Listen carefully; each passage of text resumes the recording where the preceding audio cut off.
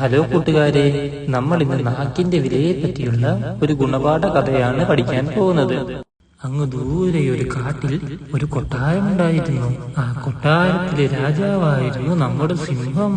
നമ്മുടെ സിംഹരാജാവിന്റെ പേരാണ് ഷെയർഖാൻ.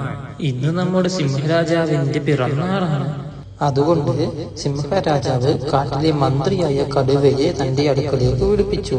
എന്നിട്ട് പറഞ്ഞു, എനിക്ക് ഈ ലോകത്തിലെ ഏറ്റവും വിലയേറിയ വസ്തു തന്റെ പിറന്നാൾ സമ്മാനമായി കൊണ്ടുവരണമെന്ന്. കടുവ ഉത്തരവ് പോലെ എന്ന് പറഞ്ഞ് കൊട്ടാരത്തിൽ നിന്നിറങ്ങി.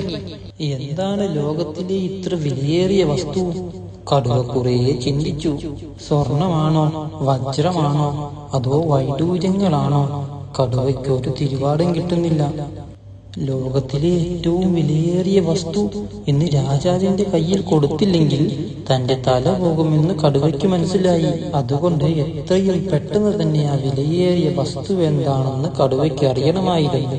മറ്റൊന്നും ചിന്തിക്കാതെ കാട്ടിലെ ഏറ്റവും പ്രായമേറിയ ആമയെ പോയി കാണാൻ കടുവ തീരുമാനിച്ചു. ആമയുടെ അടുത്തെത്തി കടുവ തന്റെ കാര്യം പറഞ്ഞു. എന്നാലോ ആമയ്ക്ക് അതിനെപ്പറ്റി ഒരു ധാരണയുമില്ല. കടുവ ആമയുടെ അടുക്കിൽ നിന്ന് ഇറങ്ങി കാട്ടിലെ ഏറ്റവും വലിയ മൃഗമായ ആനയുടെ അടുത്ത് വന്ന് കാര്യം പറഞ്ഞു.